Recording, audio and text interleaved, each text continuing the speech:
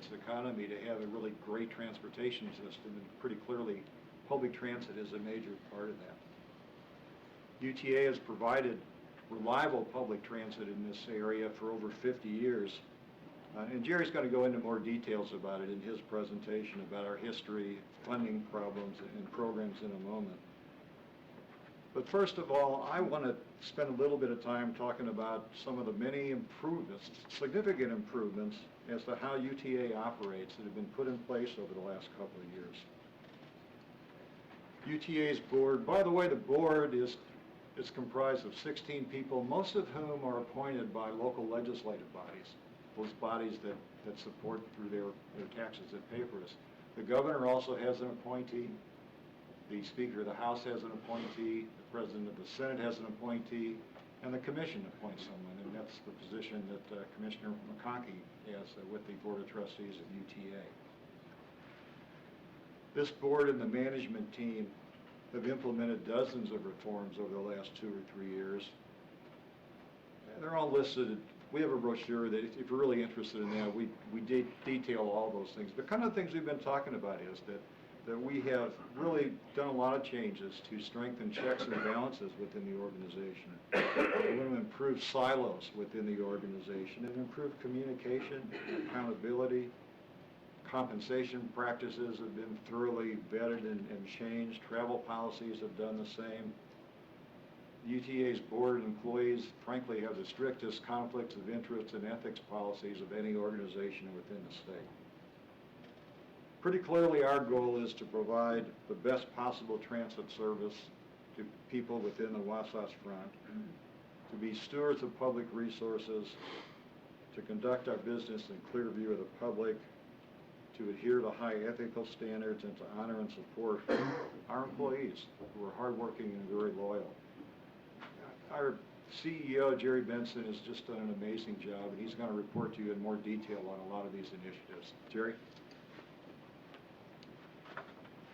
Thank you, Chairman McKinley, and thanks to the Commission for having us here today. I'm going to cover a lot of territory, but really I want to highlight a couple key messages. UTA is a service organization. We primarily provide service. We build things, but primarily we're about service. And I'll get into some of the details today, but over the course of a weekday, we operate over 5,000 trips on rail, bus, vans, paratransit, and we carry about 160,000 boardings on an average weekday. We serve a broad area, and transit has benefits for the whole region that cover economic development, social issues, social mobility, environmental issues, air quality. And so we're primarily a service organization that benefits the public in a number of ways. And then my last point I want to highlight for you is everything we do through partnerships. And I hope that at the end of my little summary today, you'll be committed to continuing our great partnership with UDOT and even taking it further. There's so much that we can do together. We do a lot right now, but the future really is going to rely on partnerships.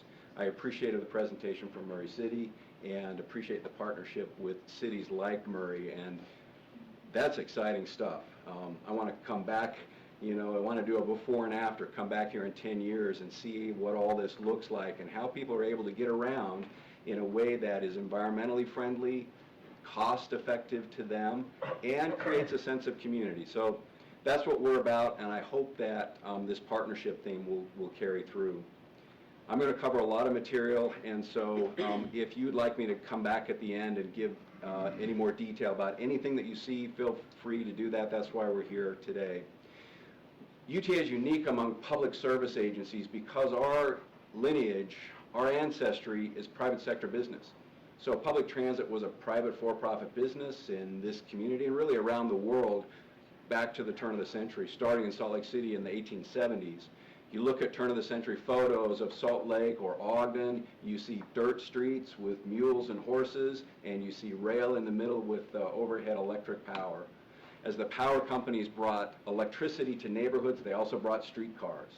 So we had an extensive streetcar network in Ogden, Provo, Salt Lake City, and we had regional electric rail that served recreational outlets like Lagoon and Saltaire, but also urban rail that connected us all the way to the Idaho border.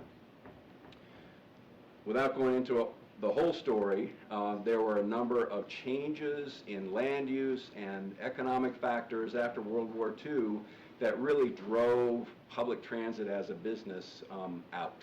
And so in the 60s, U.S. Congress, in their wisdom, recognized that there's a role for public transit as a public service and created the Urban Mass Transportation Act that provided federal funding through the gas tax to flow to states to purchase and take over failing private sector transit operators. And the Utah legislature followed suit with the Utah Transit District Act in 1969-ish. And so UTA was formed in 1970, but it was actually an acquisition of private companies, and our lineage goes right back to those. When I first started work at UTA 32 years ago, there were a number of people who worked there who had driven in the old Utah Light and Traction business.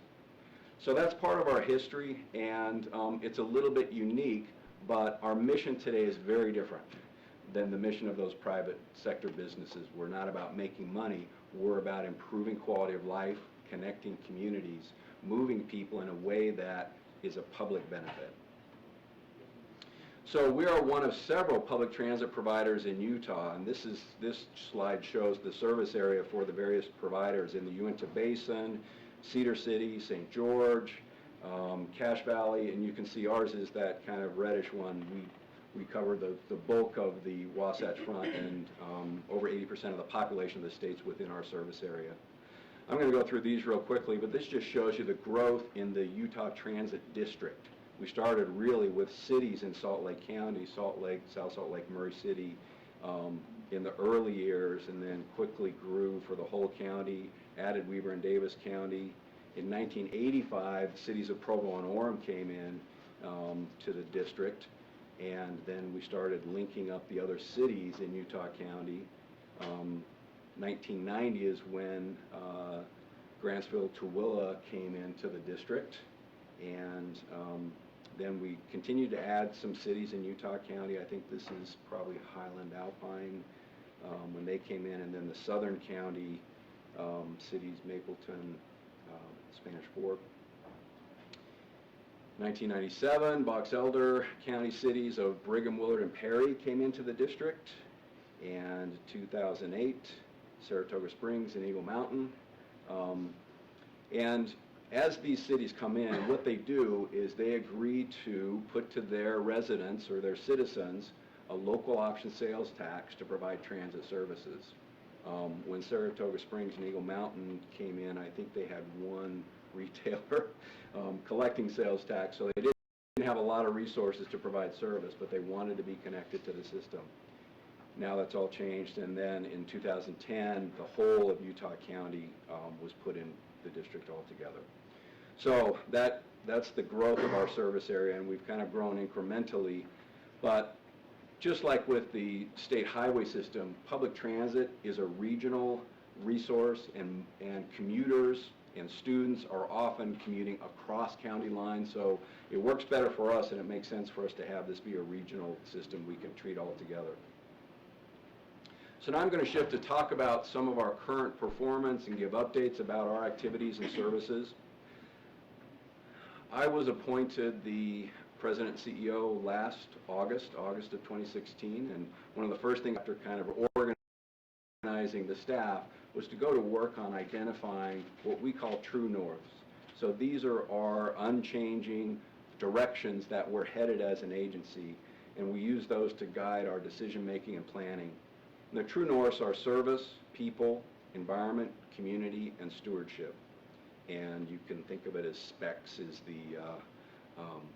the acronym, and it's a way we look at the future. We provide lots of different kinds of services, and later in the presentation I'm going to highlight a couple of the new and innovative services that we're providing. But we're not just about fixed route bus or paratransit service or rail service. We also provide vans. We provide innovative van pool services so employers can have vans at a train station that's waiting there for their group of employees to get on and drive the rest of the way to their workplace. We have over 400 van pools throughout the system, and we are looking to the future of things like sharing economy, smartphone applications that will provide other transportation services that will maybe link that last couple miles or last mile of service for people. So our ridership is about 45.5 million riders a year. You can see we've had good growth over the last 20 or so years. And right now, transit across the country is experiencing soft ridership, and most transit agencies are seeing either flat or slightly declining ridership. And most would attribute that to kind of a delayed recovery in the economy. So even though the economy recovered for a longer period of time, people were underemployed, and that seems to be remedied now. And so auto purchasing is way up, auto ownership is way up, BMTs are up, vehicle miles traveled, and gas is still really cheap. So those are some of the big factors that are kind of affecting soft ridership right now. We have about 125 bus stops, bus routes, and over 6,000 bus stops throughout the system. And some other statistics there I've already talked about. Proposition 1 was an initiative put to voters in several of the counties where we provide service that would enable them on a county-by-county basis to increase their investment for transit service. Prop 1 passed in Tooele, Weber, and Davis County, and so we've been working with those communities to increase service and improve amenities within the transit network. So we set some goals and targets for what we would want to accomplish with the investments of resources through Prop 1, and this slide just summarizes those accomplishments. So we've added service, we've added frequency, we've extended hours of coverage, and we've done a lot of improvements that make it easy for people to get to those transit services, whether it's a bike lane or a bus stop or a sidewalk improvement. There's more to come there, and one of the long lead times for us is vehicles. It takes us about a year from when we sign a contract with a bus manufacturer to have vehicles start arriving. So we'll be getting some more vehicles in later this year that will allow us to add more service in Weber and Davis counties. On-time reliability is one of our most important service attributes that customers care about. And so we have set long-term goals to achieve 95% on bus, 98 or better on rail, and we've been making incremental improvements toward that over the years. I'm proud to say UTA is among the very, very best around the world in on-time reliability, especially on our bus system. And technology is a big part of that, and one of our partnerships with UDOT is technology that links our buses in real time with the signal system. And we can have two-way communication now because our buses all have Wi-Fi, cellular, and GPS, and radio communication. So it gives the DOT a resource, knowing kind of where these vehicles are, and it allows UTA to enhance the flow of our system. So this chart just shows by individual business units how they've done in meeting their annual target in 2016. And we set stretch targets, so if they've met and been able to achieve, 92% over and over again, like Mount Ogden is one of the superstars here, we set a target of 94.5 for them, and they came up a little short of it, but you can see they're still really good in on-time reliability. Safety is a top priority for UTA, and safety for our customers, safety for motorists who are in traffic with our vehicles, and safety for our employees is important. So this is our industrial accident figure, and we're doing really, really good in that area. Similar to the DOT, when you have people outdoors, slips and falls and trips and workplace hazards are part of the work, and we do our best to minimize and eliminate those. Our bus accident rate is among the lowest in the industry, and we have an aggressive target to achieve below, for all of our business units, an average of no more than one accident per 100,000 miles. And you can see that we're doing pretty well, but one of our business units jumped above that this last year. And That's a function of hiring new employees as much as anything else. So when we see changes in these charts, we do our good root cause analysis, find out what the factors are that are driving it, and then implement improvements to start bringing that back down. Our safety oversight is a little bit complex because we have a rail system that is overseen by the Federal Railroad Administration. We have a light rail system that UDOT provides safety oversight for. And then we have internal safety oversight of the whole system.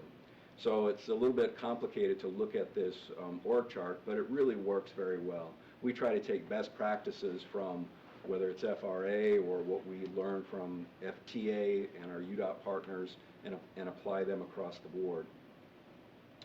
We have been certified in safety and quality and environmental compliance with independent reviewers. And we appreciate the partnership with UDOT. We've had to make some changes because of changing FTA rules about how that works, and it's been more complicated, I guess, to navigate that than it should have been. But throughout all that complication, we've had a really good partnership. And I can tell you that from the state safety oversight staff all the way up to Shane and Carlos, this is a job that UDOT takes seriously, and they don't pull punches. When they see issues that need attention, we will hear about it. And some of our improvements are a direct result of that feedback we get from state safety oversight.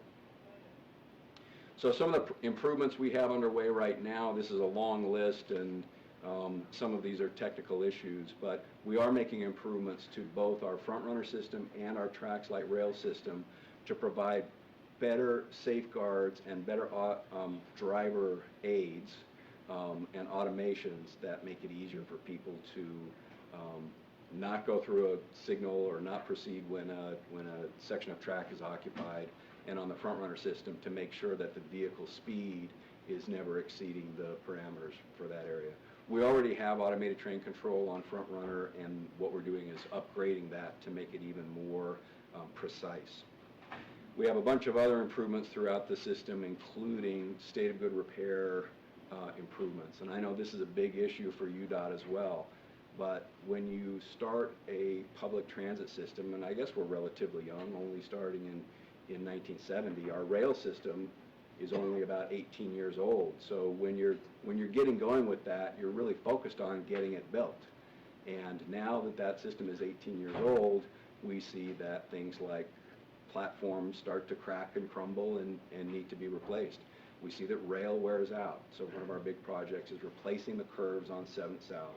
And if you're a daily user of TRAX, you've been impacted by that if you've gone through the downtown area, and I apologize, but it's what UDOT deals with every summer, and we try to minimize the impacts on our customers. People is one of our categories of True North, and that's important for us because we are a service agency. We have 2,400 employees. Most of those employees are directly engaged in providing a transit service. We've worked very hard to make our employees the 2,400 eyes and ears into the system. As smart as our management team might be, or as smart as our technical and engineering team might be, they can never replace 2,400 eyes and ears and brains that are out there looking at things and making suggestions for improvement. So we've had a lot of work directed at capturing that and engaging employees in helping us with those system improvements and then implementing them. So this is you're probably looking for where's Waldo in this picture, but really all this is about is a gate in a fence. And we have a long corridor for the front runner system, and maintenance employees often were having to drive a long way to get to access points. So we added a bunch of gates. It reduces the travel time and makes our work more efficient. It also improves our access during emergencies. So it's a little thing, but over the years it saves a bunch of money and allows us to provide a better service to our customers. We'll skip over the rest of those. Environment is the next category. So UTA impacts the environment both in the service we provide. When people make a choice to get out of their single occupant automobile onto a public transit system, they're making a choice that improves air quality for the region. And if we look at the impacts of some of our programs, these are big numbers. And, 35 million pounds of greenhouse gas just from our Vanpool program, 63 million, these are miles worth of emissions in the commuter rail system, and that are avoided by people going from their private car into commuter rail. 62% of our fleet is now clean fuel, and if we take a bus, we're still operating 1999 year buses.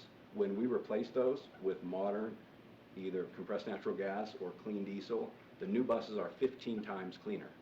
And so we're looking forward to getting another 50-some of those buses off the road by the end of this year. And then, as I mentioned, we maintain certification, ISO 14001 certification for environmental standards. And we get audited and reviewed each year and have no findings there. The next category is community, and as I mentioned, we do things through partnerships. So we look for input from the community about how we can improve our service, and we try to complete all of our work in collaboration with our community partners. So a couple of things we've done: we've improved our camera system throughout the system so that our park and ride lots and station platforms are more secure. Our trunk program, and Murray City just gave one of the greatest presentations on transit-oriented development I've seen in a long time. We have changed how we operate that program to both make it more accountable, but also more community focused. So our starting point is, what does the community want, what do they need, and then how can we deliver on that in a way that preserves the taxpayer investment. And rather than having revenue and ridership be the only objectives, we really start with what the community objectives are, and then just make sure it's a decent business deal. We've done a lot of work this year to increase public communication and the opportunity for the public to engage with us about important decision making. So we now take a lot more public input about issues that are being decided by the board, and we take longer to make those decisions. And it's a better process, it's just a little bit slower. But at the end of the day, we have better outcomes and better decisions. This chart has a lot of stuff on it, but it just summarizes the amount of outreach. And I really can't whine to this group about how hard it is to check in with all of your community stakeholders. We only operate in 6 counties, so I know you all know how hard it is to make sure you're connected with and touch base with all of your community. But last year we had almost 800 face-to-face visits with local elected officials throughout our region. The next category for True North is stewardship, and this is about taking care of what we have, taking care of the public resources that we're entrusted with. And there are many components of that, and I highlight just a couple on this slide. One is managing our debt. We have a significant debt load that's associated with completing all the projects in the 2030 transportation plan by 2013. And we bonded to make that happen, and that was by plan, it was by design. But now managing our debt is one of the important priorities for UTA. We have sought opportunities to lock in our variable rate debt with fixed rate debt while the interest rates are low, and then when we have the opportunity to refinance at lower rates, we will do that. That was one of our big achievements last year. We have an internal manufacturing department that does rebuilding, so where we find we can save money by setting up a production line to rebuild components, engines, transmissions, alternators, starters, we'll do that, and we had about $1.3 million in savings last year. And then compressed natural gas, we have about 46 vehicles now. I wish we had more because CNG is pretty cheap fuel. And what we hope to do long term is have a more diversified fleet of diesel and CNG. Part of our stewardship is trying to bring in as much revenue, as many resources as we can to the state. And we were successful in the last year in getting a small starts grant for the Provo-Orem Bus Rapid Transit Project.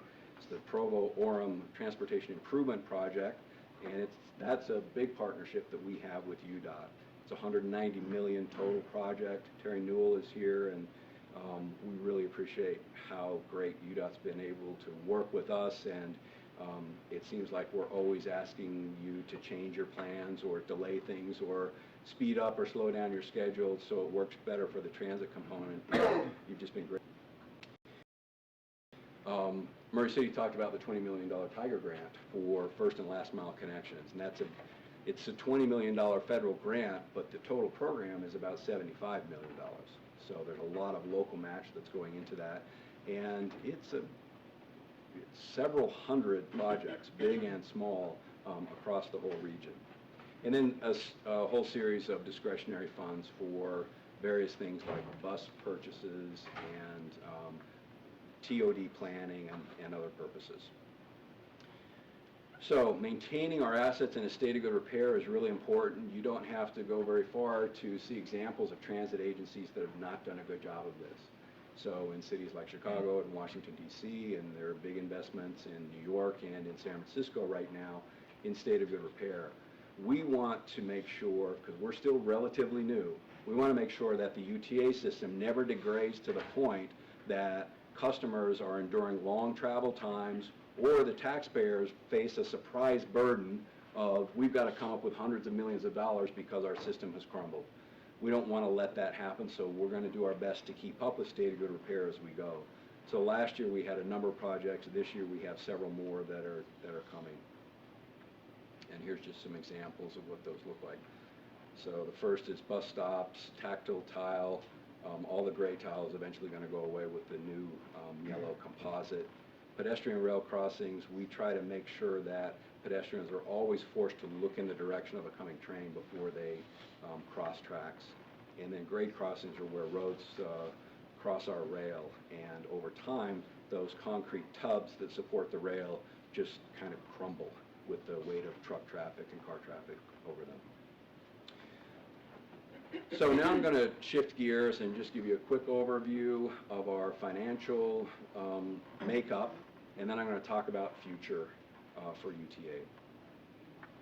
Our current year budget includes a number of things. If we were to take the parts that are service, so from operations support, counterclockwise down around to operations bus, that's about 2/3 of our operating budget is spent providing service. And you can see that debt service is a big chunk there. It's about 1/3 of our operating budget is going to debt service. On the capital side, the big slice of that is the Provo-Orem Trip project. It's a bus rapid transit and an improvement and widening of University Avenue through Orem and Provo. We're making good progress on that project. That's our biggest single capital investment.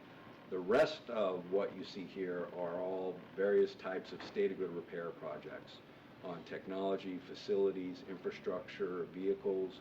We're overhauling our first generation Trax Light rail cars right now, and we're purchasing replacement buses. So there's big money in keeping that all current. So let me talk about our plans and some of what we see happening in the future.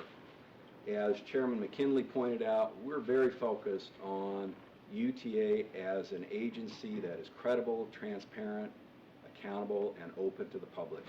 And we are operating in that way now, and we think that will make us stronger and more effective going forward. We're focused on meeting the demand for service, and when I go out and meet with people, that's a theme I hear over and over again. In fact, I heard it here just this morning. We need more and better service. We need connections that aren't currently there. And so that's one of our challenges, is how we do that. And then I've talked about state of good repair, maintaining our assets in a state of good repair. So how do we improve service? Well, when you have more resources, that's, I guess, the easiest, or you can do the most. And in the counties that passed Prop 1, we are making service increases, service improvements. In counties that have more consistent or stable resources, we improve service with a number of other strategies. We have an ongoing continuous improvement program. So 3 times a year, we will make small changes to our routes and schedules to make them more efficient, more reliable, and better serve customers. This slide talks about service clusters. So one of the ways we can improve service is we can take a cluster of routes that provide service to a region, and we can look at streamlining, eliminating overlap and duplication, take resources that are already there, and reconfigure that so it's more efficient. And the ski service this year is a good example of that, where we took 8 routes, consolidated them down to 3. We were able to increase frequency, and if you look at just the number of trips that were going up and down the canyon, that increased by about 30% without putting a lot more resource into it. Our ski service ridership was up 26% last year. And for me, it was a great improvement to have that bus coming back down the canyon at 2:30 or 3 in the afternoon when I was ready to be done and not have to wait till 4:30. So we saw a strong ridership all season long. And one of the things that we'll be working on in the future is finding ways for the buses to get through when everything is kind of jammed up. We had long bus rides during a couple of those days where the canyon was just stopped for hours at a time. So partnerships is on this slide, and I want to highlight one area of partnership that I'm really excited about, and this is a new, innovative type of service for the region. It's called coordinated mobility. We've been working on this for a number of years, and it started with UDOT.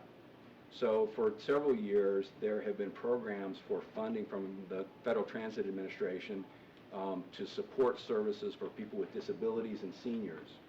And we got together with UDOT and the Metropolitan Planning Organizations a few years ago and said, let's let UTA take that program within the urbanized areas, and UDOT will continue to manage it outside. Since we've created that program and stood up that department, we've created local coordinating councils in the northern area, Weber Davis County, Salt Lake area, and in Utah County. What those coordinating councils do is they bring together all of the providers of various human services who also have a transportation component to share resources, share information, to identify needs and come up with creative solutions for those needs. So if you think about it, how many people are providing transportation, public transportation in the valley right now?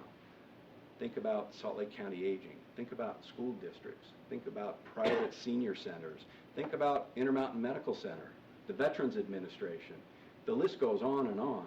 And right now, you can go to a website called utahridelink.com where you can plan a trip, and we have many of those agencies populate that website with their information.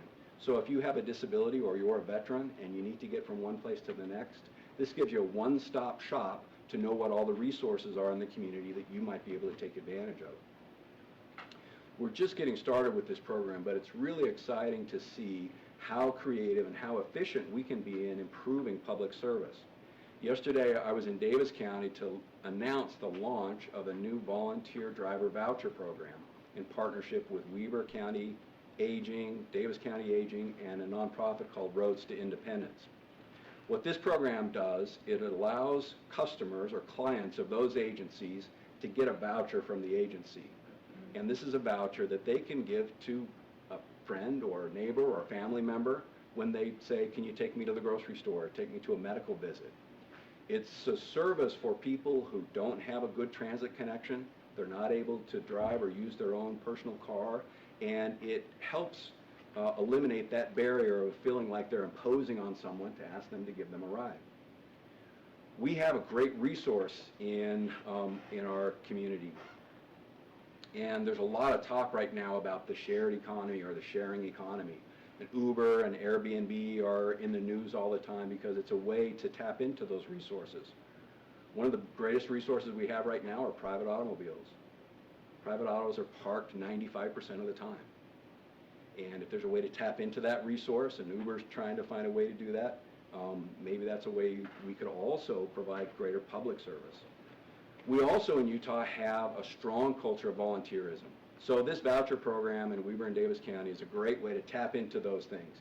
People who want to volunteer, people who have cars, and we have some public resources we can use to reimburse them for making that trip. So it was fun to see. They did a soft launch already, and Roads to Independence, just one of the agencies, had already given out over $1,700 in voucher value to people who were making trips for their clients. So I'm really excited about how we can grow mobility in creative ways without additional taxpayer resources needing to be applied, just by bringing the right people together, being creative, and applying the resources that we already have. We'll be launching another program in Utah County soon, which uses volunteer drivers and retired transit vehicles, so these are vans, in another very inefficient way. This will be a dial-a-ride kind of system, so you'll call in and say, I need a trip. They'll match a vehicle and driver with you and help make that trip. Long-range plans, I don't need to say too much about that, except we all know, you get presentations all the time, that the growth of the population and the growth of the economy in Utah is coming. And the way that we preserve our quality of life is by having a good transportation system so that we keep up with that growth. And the MPOs, the Metropolitan Planning Organizations, are working now to update their next version of that long-range plan. And there are a number of other bodies, the Point of the Mountain Commission, for example, who are looking at long-range issues. So I don't need to tell you what's coming. You've seen all that before, and UTA is going to do everything we can to be a good partner in making sure we keep up with that growth. So I talked about the desire for more and better service, and I'm just going to give you one little example. One of the things we hear all the time is we need service later. So here's a very high-level map of our service. It's easier to see up there than I can see here. But if we look at all the services, the bus, rail services we have that operate until 6 p.m., it's a pretty good network, covers all of our service area where the population exists. If we look at how much of that service is still operating at 11 p.m., it looks like this. So when people say we need later service, that's a real thing. Very little of the transit network is operating up until 11 or even later at night. We also know that our rider profile is changing and that the future of transit is going to be different than it is today. We know that the millennial generation is driving less, using transit more. About 60% of our riders are young age, between 18 and 35. We have lots of students who use public transit. 71% of Utah riders have a driver's license. That's down from 85%. And that kind of goes with the next item, that the people who don't have other alternatives than transit, that share of our ridership is actually up since 2011. So we have an important role to play to help with the economic vitality and social mobility of lower income people. People who use transit often can avoid having a second car or having a car altogether in their household, and that's a big impact on lower income people. Our first-time riders has increased quite a bit since 2011, and the number of trips that are not school or work related has increased by 14%. So that's a challenge for us because that means there's more demand for neighborhood, local, and community service, and that's harder and more expensive for us to provide. So looking ahead 3 years at some of our improvements, incremental improvements in service, we'll finish out the additions with Prop 1 once the vehicles get here. We'll keep working on chipping it away at our debt. We have a number of capital projects. I've already talked about the Provo-Orem trip. I've mentioned Trax vehicle overhaul. Excuse me. The two others that are on here I haven't talked about already are the Depot District. So that's our downtown bus garage, and our hope is to close down our central garage, demolish that, make that available for commercial development, and then move our bus maintenance facility behind our headquarters office on 2nd South and 669 West. We have the property, we've done the environmental work, we have the architectural work done. We've actually already built the compressed natural gas fueling part of that, so we're hoping to get that completed in a short period of time. We were appreciative of an investment by the state legislature of ongoing state money now, in particular to help with this project. And it's money that is invested in transit to improve air quality, improve our environmental impacts, and we'll use that to provide a local match. We'll apply for a federal grant, a bus facilities grant, to hopefully get this building built, and that will allow us to expand our compressed natural gas fleet. The airport station relocation has been, I think, widely discussed in the media, and all I can say is that we are committed to a first-class connection at the airport as the gateway into the community, as is Salt Lake City, and we're working very closely with them to find a way to fund that.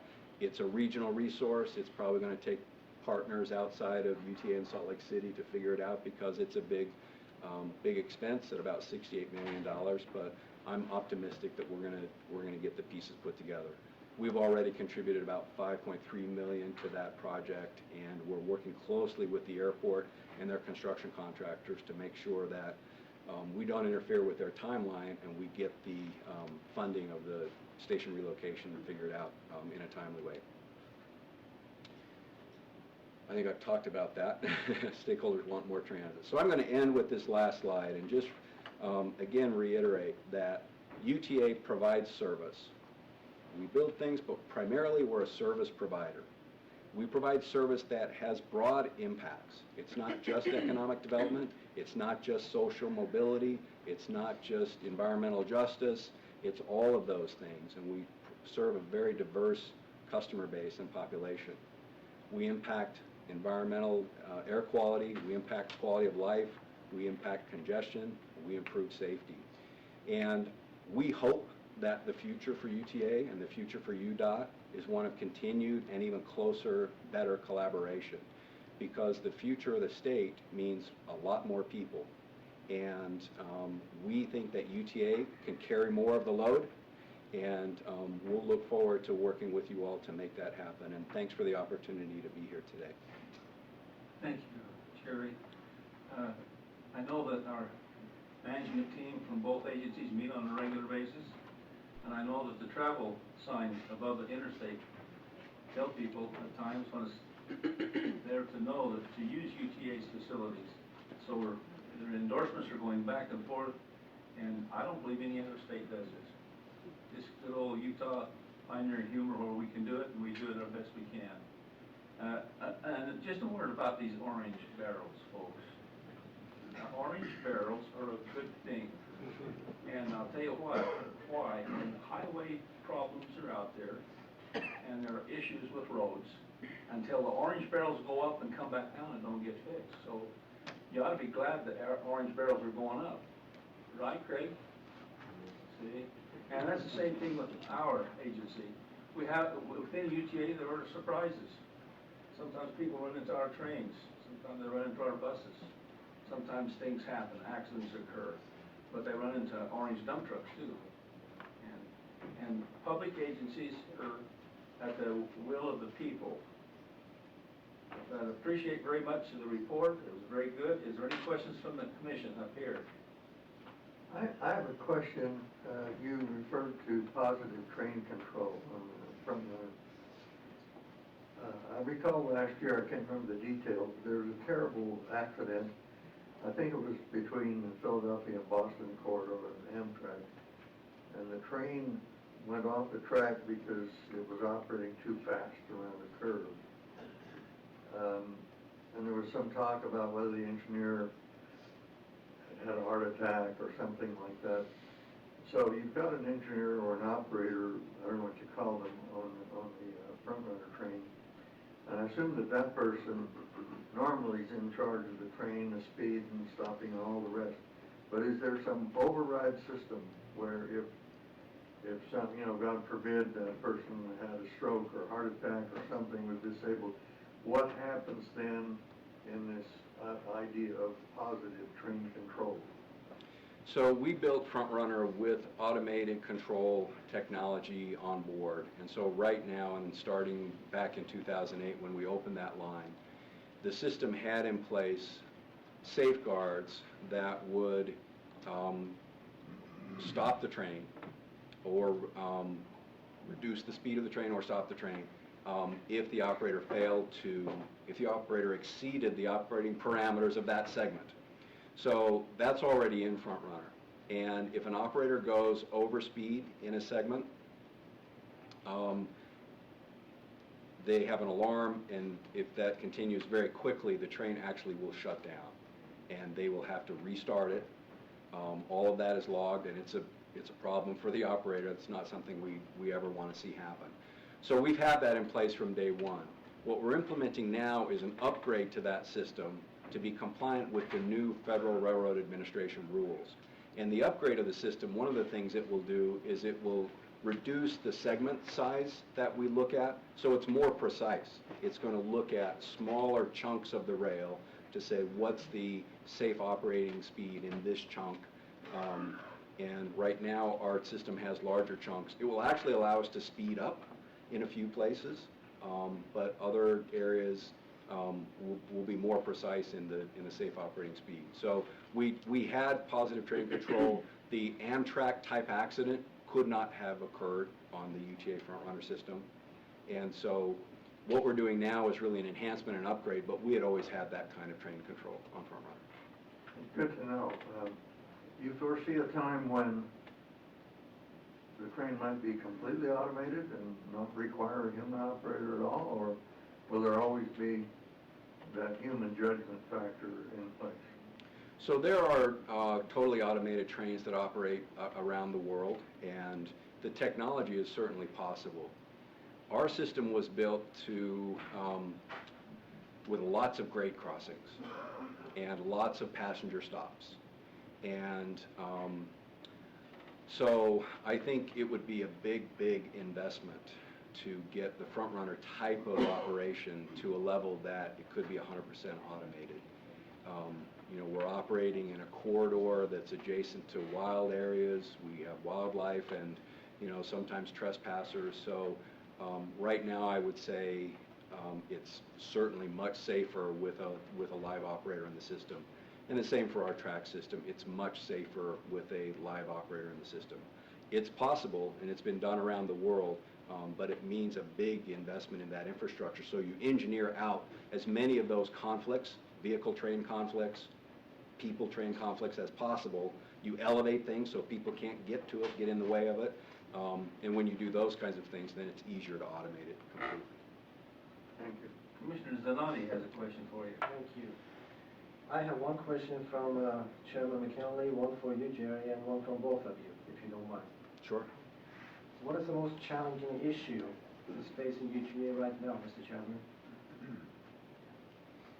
I think the most challenging issue is to have as much foresight as people did 15 and 20 years ago when they were looking out and saying, we really need this front runner, we really need tracks.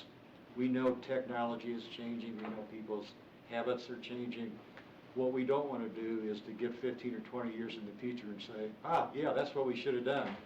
It's too late then and it's too expensive to fix it. So I think trying to get a handle on all of these new options that are going on is really the biggest challenge we have right now. And then figuring out how to make them happen within the budget restraints that all public agencies have. When you came into town, did you compare our system with the Missouri to see which one is closest in operation? Kansas City got its first streetcar within the last year and a half. And it's like a horse and buggy versus what we have now. St. Louis has a train system. It is not nearly as utilized as what ours is. It does not serve as many areas as ours does. We are light years ahead of Missouri in terms of public transit. Oh, good to hear that. Jerry, the question from you is that what is the next best project that you're facing in UTA, or the most important project that you need to come up with the money, the means, or infrastructure? So at the top of our list is the Provo Arm trip, and that's underway, but that's our most important capital expansion project right now. And just like what you're facing, we have a robust economy. I don't know how many cranes are up at any given time in the region, but it's like the new state tree. And so we're competing for construction resources, and we're dealing with escalating property values. So managing that project within the budget, scope, time frame that we have is a big challenge, and I'm really glad that we have UDOT as a partner in that because we're not facing those challenges alone. The next On the project side, the next biggest projects that we have are really state-of-the repair kinds of projects. And most of that is invisible to people, it's behind the scenes. Our overhaul of the Trax light rail vehicles is a big it'll be over $25 million when it's all said and done. People don't see that. But what we will see is better looking and more reliable vehicles in the system. So it's important for us to get that done. We're doing that project system by system. So rather than hiring an outside vendor to come in and do a turnkey, we'll give you the car, it comes back brand new, which is how most agencies, if they have the funding, do it. We're doing this internally with some contracted work, and we're doing doors as a component. We're doing all the couplers as a component. We're doing pantographs as a component. And so over time, we're going to rebuild that vehicle, and we're going to do it for probably less than half of what it would have cost us to do a turnkey approach. But it's more complicated because you're taking vehicles in and out of the system. And then the last thing is we have a number of major projects, our rail replacement and our positive train control, that we can't complete without disrupting our service. And that's one of the things that I worry about, is when we have to start shutting down segments of Front Runner, can we provide as good a quality of service with a bus bridge and alternatives so that those customers are still there when the segment opens back up again? And the last important one, when we're going to get the bullet train from Logan to St. George? You know, high-speed regional rail is a hot topic nationally, and so someday, how's that? Someday. You know, I think what's right in front of us right now is a new administration nationally, and I'm not sure what the posture of the Trump administration is going to be about federal funds to help with those kinds of things. It's billions and billions of dollars, and so if there's no federal support, then it needs to be some kind of other approach, either local funds or public-private partnership, and that work takes a long time. So if you look at the California high-speed rail is further along than ours, but you can see that that's a bumpy road, and they make 2 steps forward, 1 step back, they get some money lined up, and then somebody else takes it from them. So one of the steps toward that high-speed rail in California was electrification of the Caltrain line in Northern California, and that project's now kind of in limbo a little bit while the federal government is figuring out its role in contributing to that. Well, it's a new technology that you can use the magnetic fields and power those rails immediately without moving the electricity. Right, so there's all kinds of maglev ideas, and then Elon Musk's Hyperloop concept, and we're about providing economical, proven, safe, and reliable technology. So we're going to let others figure that out, and when it's ready to buy off the shelf and it's proven, then we'll be ready to put it into place. Just for information, Carlos is there to battle for us for the bullet crud. Great, thank you. Mr. Kramer's got a question for you. Mostly a comment. I very much appreciate the work that's been done. This partnership really is working. Most of my family think I work for UTA now anyway. The UTA partnership might as well be very strong because that's what the public thinks. And in that regard, Mr. Chairman and Jerry, I do believe that Transit Academy meeting last week, or 2 weeks ago, was a real eye-opener for, hundreds of political leaders and others who were there, and the tours we took of the Transit Service Center were just really uplifting. So I congratulate you on that regard. Finally, the state of good repair. I spent most of my life in Washington, D.C., and the Metro is, a big deal and all this, but it is really having problems now. My kids there are so disappointed, and I know that will never happen in Utah. I congratulate you for your leadership on that. Thank you. Okay, if there's no other questions, we'll turn the clock back. Thank you, gentlemen, very much for coming. Thank you. Thank you very much. Okay, we'll move on to public comments, and when you make a public comment, would you please identify yourself, and if you have a title, please use it then. So do we have any public comments? It's hard to, Just stand here. no, move the podium, please, Representative. It's hard to see here over the,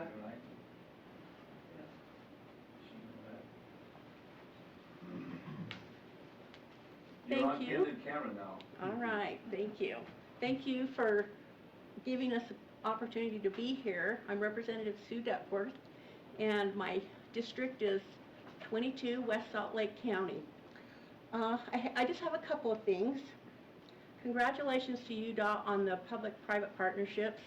I know in the state, in all of our appropriations committees, that's something that we are working on and trying to develop in order to fund better and more efficiently those things that are needed, the infrastructure in our state. And so I applaud UTA for those public and private partnerships. As far as our roads, when I see cones, I'm happy because I know those mean repair. And we know two seasons in Utah, snowy roads and coned roads. So I had a couple of questions. I'm not going to be able to stay for the remainder, so maybe UDOT can answer this question for me. I just had a question on the accident and incident numbers on the construction that's just here in the Wasatch Front. Are we up? Are we down? As far as drivers going, are we being more conscientious and more defensive when it comes to those cones and the workers? Can someone from UDOT answer that? Sure, we'll have Robert Miles give that a shot, please. Representative, I don't have current numbers on the construction zone for this year, but we do know this year that our crash numbers in total are up. They're up. They are, the total number of crashes. Now, our fatalities are down just a little bit from last year, right? We had a large number of vehicle-to-vehicle crashes that did result from injuries in January and February. So maybe. That's kind of leading our numbers, but we can get you some exact numbers on what's on if you'd like. Thank you. So maybe as a legislature and as public, we can maybe promote more defensive driving and watching those zones, those construction zones. And I'm going to take some questions offline with Jerry, but West Side is really growing, and we are seeing a lot of infrastructure falling behind the growth that we have. So I appreciate UDOT and what they're doing to improve the road, widening the roads, and just making it a little easier to get from work to home in the evenings, because that's probably the main objective when we punch out, is get home as quick as we can and be with our families. So I appreciate the meeting. Thank you. hold on one second here. Any excuse to get out of those chairs. You can wear this to remind your constituents and you, this is the pin for safety for the next 100 days. Oh, thank you. I'll get another one. It's an orange ribbon. Yes, it is. Thank you. You're welcome. Are there any other public comments?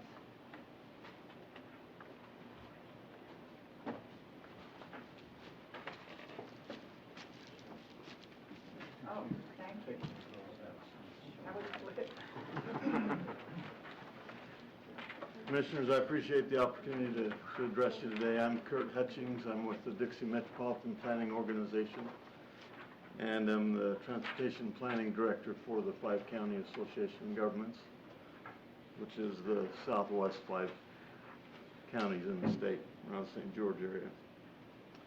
I'm here to talk to you just a little bit about a proposed transit line that we're trying to move forward, that would connect St. George City with Zion National Park. So first I'd like to address this handout that I've given you. This is a monthly tally of visitation at Zion National Park. Just want to point out a couple of things related to that. In 1979, Zion reached its first at least as far as I can tell, its first 1 million visitors that year. Or had 1 million visitors that year. It took until 1990 for them to see 2 million visitors a year. Between 2015 and 2016, the number of visitation increased by 668,000 people in 1 year. A few days ago, I got with the contact I have in Springdale and asked them what the projection is for visitation in Zion this year. And he got back to me and said that they don't really do projections, but they do really good month by month tallies. So in the first 4 or 5 months of 2017, the visitation has increased over last year's 668,000 by 120,000 people. So and that's the shoulder season and getting into the hot season of the most traveled season of the year for them. So you can see from that, if that continues, there'll be an additional 1 million visitors in Zions in 2017, 1 year. That's just tremendous. And it's causing huge problems for the town of Springdale, who's the gateway community.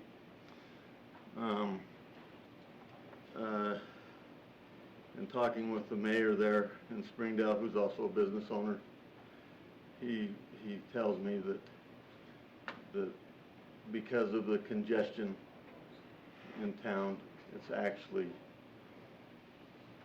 gone beyond an economic benefit to his community, and it's starting to go the other way, so it's a detraction. There are people who come to the park, and they may have a week-long reservation at a hotel, and they'll be there for a day or two, and they can't get into the park, or it's so difficult to get in that they leave. So rather than staying for a week. So it's a huge problem economically for the community, but also it has, if we have a transit line that connects the communities along State Route 9, it's an opportunity for them, if we put in park and ride facilities, for example, for economic development to increase along that route. It would also help people to be able to access the park for jobs and whatnot. So I just wanted to bring that forward to you. One more thing on this chart, you can see that the shoulder season for the park is getting smaller and smaller. It's one day will be red all year long. That's basically what I wanted to talk to you about. If there are any questions, I can try and answer those. Thank you. We're well aware of it. It's one of those issues that the good news is the economic and the tourism impact in the state is terrific. The bad news is, what are we going to do about it? And I'm looking at Region 4 Director is here. Shane, do you want to comment on this? Because UDOT is making a concerted effort to try to help on this. Sure. Thank you, Madam Chair. John Thomas is going to give us a presentation in the next little bit about the recreational hotspot process that we're going to go through over the next 6 months. This is definitely an area that will be discussed as part of that process. It's a difficult solution from a roadway perspective because there is really not a lot that a road could do out there. It really does need to be some sort of transit system to bring people into and out of that community because you just can't add more cars to that little town and hope to it's a challenging one, but I think that the MPO has a pretty good solution. John's been talking to them a little bit, and we'll be able to address that as we move forward. Madam Chairman, I had a personal experience. The first week of May, I invited two of my friends from California to come because I felt the show is not it's a shoulder season, it is an opportunity to go visit. Circled 25 minutes inside the park to find a parking spot. And we were early enough to get that accommodation and did not happen. So on the way out, we decided to go to near the Bryce Canyon. We just find one off the shoulder, it's a small space that we could park, and I parked, and that was the end of the day. There's no parking on the shoulders out there. There are no shoulders out there. They're on the way out. They are on the way out. Well, I believe that this is also an indication that Utah's on the international map, because they have the same problem with Arches. Moab is having the same kind of struggle. What to do with all the tourists that are coming and go. Absolutely. But thank you for coming up, thank you for bringing this up. Item number 8 is our recreational hotspots review that John Thomas was going to talk about. That's $100 million one time that was given by the legislature, and we're going to talk about criteria and process and a timeline on that. So how it fits in with the state. It fits in with Zion, fits in with Arches, fits in with Bryce. But Thank like you. anything else, it's a Band-Aid. Thank you. Appreciate the opportunity. Are there any other comments? Okay, we'll move on to the federal highways report. Mr. Marrero.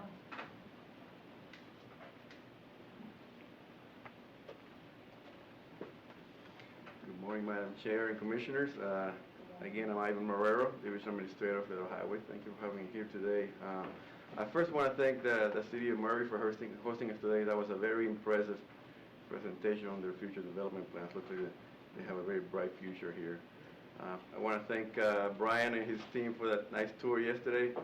And while I agree with Commissioner McConkey that cones are good, I just see my commute on I-15 being all messed up for the next couple of years, but it is all for the good. I have 4 items for the commission today from the Federal Highway side. I want to start by announcing that, when we were operating on our continuing resolution until April, so that meant that we could only distribute a certain amount of our federal funds to the state of Utah. With the passing of the omnibus appropriation back in April, now we're able to distribute the full funds. So on May 24th, we distributed the rest of the money. So that amounts to $325 million that of obligation limitation that is available now for Utah to use. Thank you. It's your money. Second item, with NEPA assuming, with Utah assuming NEPA responsibility back in January, one of the requirements is that certain audits be performed over the next 2 years. So last time I was here, I announced that we were scheduled to perform that audit this week. So that audit has taken place this week. We will be briefing UDOT later on this afternoon of the results of that audit. So I can't speak about it right now because there's a process that it has to go through before it becomes public. But we will present it to UDOT this afternoon. Then the group will reconvene and finalize the report, finalize the draft. The draft will be provided to UDOT for comments. UDOT will have, I believe it's 14 days to provide us any comment on that draft. Then once we receive the comments, those comments will be submitted to headquarters, where it will go through our regular headquarters review process, and then the document has to be published on the Federal Register for a period of 30 days so the public can comment on that document. I will say that I don't think we've ever received any. This is the first audit for Utah, but the other states that have gone through the process, we have not received many comments on those documents have been published in the Federal Register. So anyway, lengthy process, but so that means that sometime around December, the final report of that audit will be published. So just so you're aware of that process. We published well, this past week, the two final rules became effective. MAP 21 required federal highways to establish performance measures for the highway system. So we've been. I remember at the last commission, Commissioner Zanetti asked me how long does it take for us to issue guidance or issue rules. Well, MAP 21 was passed in 2012, and so we are still in the process of issuing those final rules. And so these ones have taken a little longer than we anticipated. But so we have two new rules out. One rule addresses the performance of bridges and pavements on the national highway system. So what it means is that these rules become effective on May 20th, and that means the UDOT and the MPOs will have to agree on what measures they want to and targets they want to establish for the bridges and the pavements on the national highway system. The other rule that was published, it issued 6 measures for system performance, and I'll read to you the 6 different system performance. So we have 2 measures that deal with the reliability of the system, 1 measure that deals with freight movement, 1 measure that deals with emission reduction, and 2 measures that deal with traffic congestion. So again, these rules become effective May 20th. So what it means is that UDOT and the MPOs by February of next year will have to have agreed, well, UDOT will have to agree by February of next year on what their targets are for these different measures. And the MPOs either can accept UDOT or develop their own. And I think they have another year, the MPOs do, to get theirs established. We have held Federal Highways has held several webinars to make the state DOTs and the MPOs aware of these measures and explain to them the little details on how to go about it. We do have on November 6th and 7th a workshop dealing with performance measures here in Utah. So it coincides with the UDOT's annual conference. So again, more training available for UDOT and the MPOs to learn about the process for establishing these measures. And the final item I have for you is, it deals with the interstate access. Whenever there is a modification or a new access point on the interstate, that means interchanges. If UDOT is ever going to modify or build a new interchange, they have to receive approval from Federal Highways. And the normal process is that they would do a study to determine the engineering impact and also the environmental, social and environmental impacts of that modification.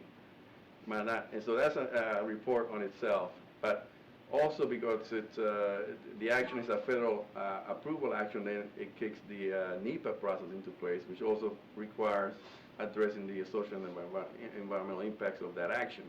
So it's really the process was kind of duplicative because we're addressing social and environmental impacts under NEPA, but we're also addressing social and environmental impacts under the access approval request.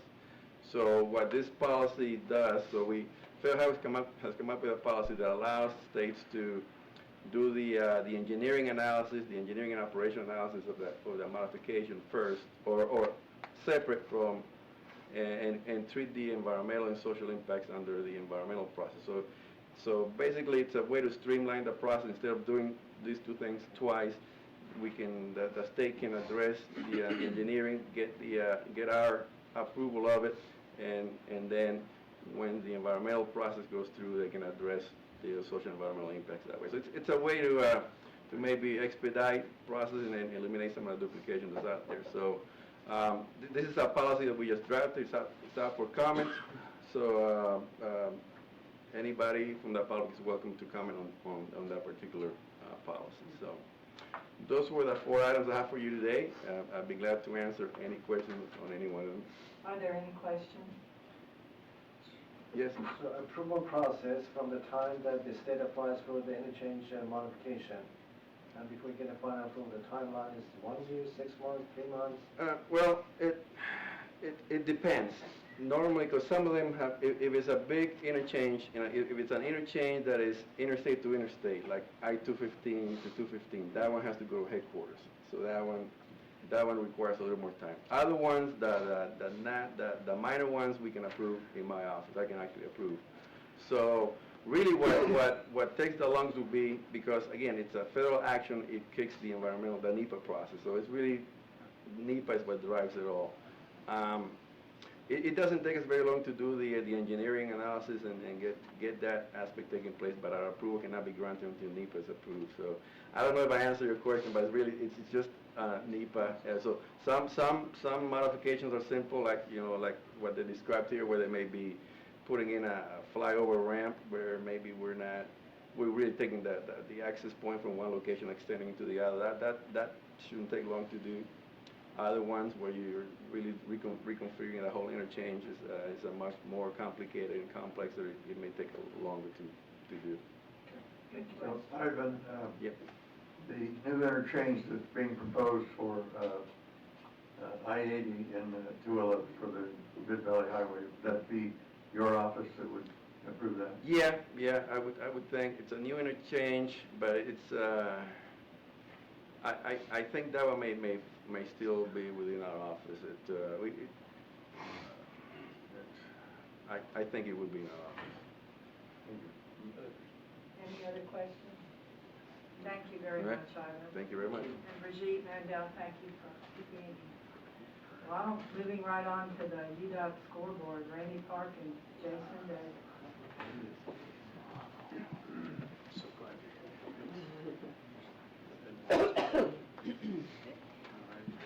Welcome back, Randy. Jason tried to do the good job, but I'm sorry that. Well, I have to admit that Hawaii was better. I like Commission, but Hawaii was better. I wish I was back there, but anyway, I'm not, so it's good to be here today. Where's your suntan? I'll show you later. I did have to put a wetsuit on to go to swim with the Rays. We did that, and I looked like a sausage. And there was one picture taken of that, and that's been since deleted. So, anyway. But I appreciate being here today and talking a little bit about construction. Right now, we've had a pretty busy month. We still have we've advertised 19 projects for a total of $65 million. So see across the board from every one of the regions, they've been really busy. A lot going on. There's a couple large projects there, and so we really I think we'll continue to see our program grow. I'm going to talk a little bit about the graph. So there are some significant changes here. Right now we're at 170 current projects advertised, which is 12 more than we were at this point last year. And so you can see that our funding's gone up a little bit. We've got more projects going, and we'll continue to see that happen. Over the last 3 months, you can see with this chart here to the total amount of current contracts by month. The last 3 months, we've been over $1 billion. We're at $1.04 billion in total construction contracts that we're managing right now. So there's a lot going on there. And we're paying out with our contractors, we're paying out about $2 million a day to our contractors. It was really evident of what we saw yesterday on the tour with just what's going on here on really the west side of Salt Lake County, and you extrapolate to all the other parts of the state, and there's just a lot going on. Whoa, sorry about that. This chart that talks about percent on schedule, this is really a phenomenal number based on the rainy season that we had coming into this, but we've had some really good weather lately. Our projects are really either on schedule or ahead of schedule right now based on this graph, and we're very happy to see that. I want to just go back, I forgot to mention this total amount of current contract value. we haven't really got any contracts now under place yet that involve the new TIF bonding. And so we're going to see this considerably grow Right. as those TIF projects come in and we get those under contract. Are our costs going up? Are they picking up? It's hard to, yeah, that's a good question, Commissioner. I mean, this last graph talks about, we're only at 3.3% change orders. We have missed some bids on our lower projects, on our lower dollar projects, that being probably 1.5 million and below, where they've come in fairly high. Those are always hard projects to bid just because they have small quantities, prices vary very differently. But for the big projects, we're still not seeing our prices climb a whole bunch. And so I think we're going to watch that a lot, though, over this next couple of months as these bigger projects, as some of these TIF projects get underway. One of the things that I think we're very concerned about is resources.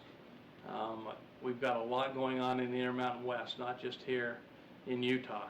And so we're going to see how the resource load of both engineering consultants, designers, and contractors fit into that role of project costs. Well, I think that's pretty much all I had for today, unless you have any questions. No. Are there any questions of the commission? Could you explain to us, Randy, about the payment process? Do we get invoiced on the monthly basis, or daily, or weekly to, the process? Well, we're flexible enough with our contractors that we can pay them daily, weekly, or monthly. Most projects are small enough that we pay them on a monthly basis.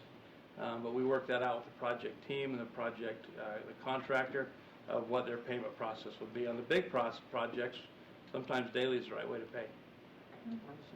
That's good to know, thank you. I didn't mean to ignore Kristen. I know you said that she was going to present, Jason, so.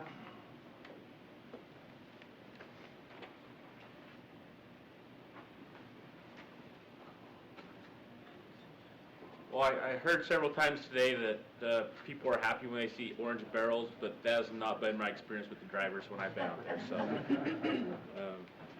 this is going to be very little of me and a lot of other folks this morning, but I do want to go quickly to our scoreboard, maybe. Okay, as I started in the last commission meeting at Heber, we'll still provide you the numbers in your packet of all the crashes, injuries, fatalities across our state on our road system. But this is what I'll be doing as the presentation. So as you can see, we're 76% of our goal as far as our safety dashboard. And that's with our crashes not contributing to that score with being a 0, and our internal injuries and internal equipment damage. What we do on those is if it's exceeding 25% of our numbers from last year, we have been giving ourselves a 0. We're going to look a little bit closer to that because we are putting a lot of effort, and there are some credit to be given there of what we've been doing. A number that jumps out, as you can see, is that we're 97% of our fatality goal. That doesn't mean we've reached our 0, but that is meaning that we looked at a 2.5% reduction in our fatalities from the previous 3-year average. So as I quickly scroll down here, so we can get to Kristen and her presentation. As you look at the traffic fatalities, our target is 102, and we're at, there's a table below it. You can see that we've actually have 103. This date, we're at 103. Our target, if we were 2.5% below last year's numbers, we are below, but we're just not 2.5% below last year's numbers. So that is a positive thing. I'm not going to go into any of the other measures at this time unless you would like me to. Yes. I just have a question. This is available on the website, right, for the public Absolutely. to access and learn more about and try to help us achieve these goals as opposed to disregard them? Yep. And as I scrolled down there quickly, I kind of went through these Truck Smart, SNAP, Zero Fatalities. These are the programs that we're using to help change behavior and meet those goals. And that is what Kristen is going to talk about, is some of that program. So Unless there's more, I'd be glad to go into it more in depth, but in interest in time and interest of having a more interesting speaker, I'll sit down. Thank you.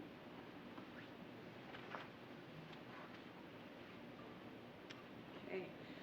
My name is Kristen Hoschauer. I'm the Zero Fatalities Program Manager with UDOT, and I appreciate the opportunity today to present to you on the 100 deadliest days. And Jason mentioned driver behavior. Well, 94% of traffic fatalities and crashes occur because of driver's behavior. And let's talk a little bit about our 100 deadliest days.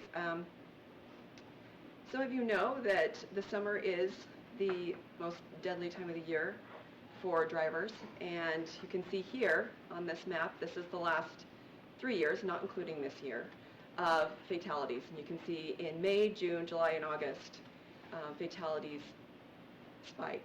And this happens between the Friday before Memorial Day through Labor Day. And so in the industry, the Highway Patrol, Highway Safety Office, UDOT, we all refer to this as the 100 deadliest days because it is, fatalities almost double during this time. And you can see here, this is our crash statistics for the past 2 years in different counties. You can see during the 100 deadliest days. And here are the fatalities in those same areas during the 100 deadliest days.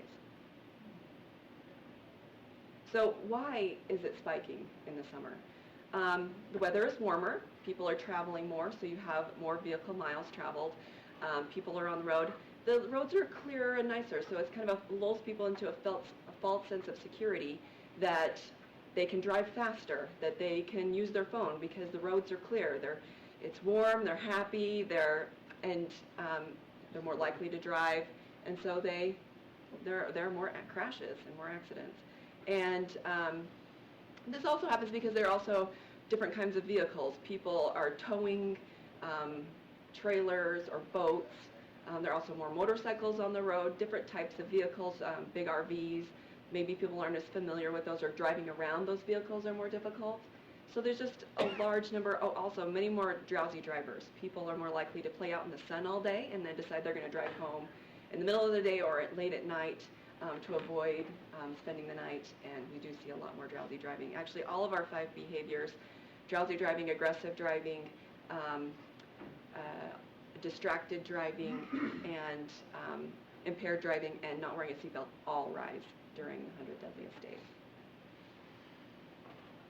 So in previous years, we've done a press event at the beginning of the 100 deadliest days with the Department of Public Safety, and we've reported on the numbers throughout the summer occasionally, and then at the end of the summer on Labor Day, we show our numbers to the media, and that's what we do for 100 deadliest days.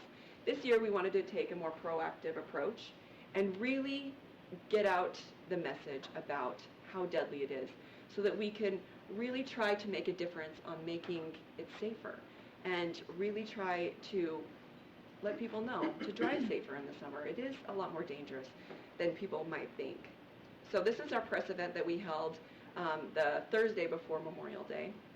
And this is, we had a family speak about their tragic fatality from their daughter, Bailey, who was crossing a street before school. She was 17 years old, she was in high school, and she crossed the street, and a driver was distracted. He was reaching for his protein shake and did not see her. It was morning, and the sun, I think, was just rising, and he didn't know to see her, and he hit her.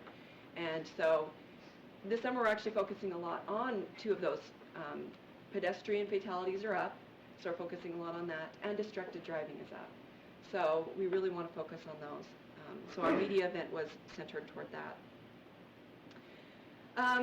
So this summer we're doing more than just media. We are doing a lot of media, but we're also going out with a grassroots outreach effort.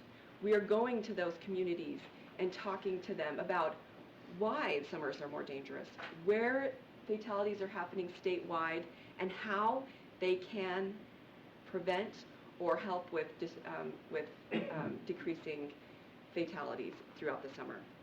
So our strategies.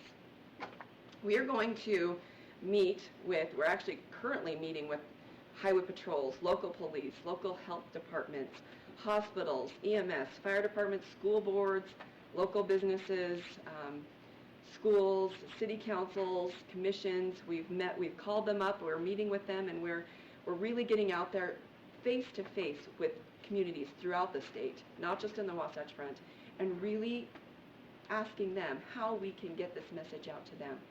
And this is one way that we can really help build champions too in each of the communities, and let them know that we're really interested in how they can help us in the future.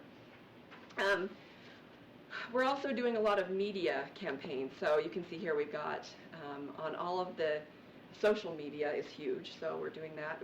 We have a partnership with Megaplex, and our public service announcement is all in the theaters. We also have a few billboards, you might have seen them. And we're on Pandora and and KSL. You can see here our media partnerships we've built over the years. We've built a really strong partnership with KSL, TV and radio, Fox 13, Univision, and Telemundo. So we're going to be showing our public service announcements, and they'll be doing stories throughout the summer on the 100 Deadliest Days. So let me see if I can get out of the presentation and show you our public service announcements. And we don't have sound, so I have to move this, right? You're hooked up to speakers. I am hooked up to speakers. Every year in Utah, fatal crashes take the lives of hundreds of our loved ones. During the summer months, those fatal crashes nearly double, making them Utah's 100 Deadliest Days. So when you're behind the wheel this summer, slow down, put away distractions, buckle up, drive sober, and stay alert. Don't let your summer memories turn into tragedies. So that's being shown on KSL and Fox, and on Megaplex before movies. And it's also on all of our social media platforms all over the place. And we're really just trying to get that message out, with our faded photos showing family members, disappearing. It's really tragic, and we want people to know that it is, and that they can make a difference by spreading the word. So this is how we're doing it. You can see here we have a team of people who are going out basically canvassing the state.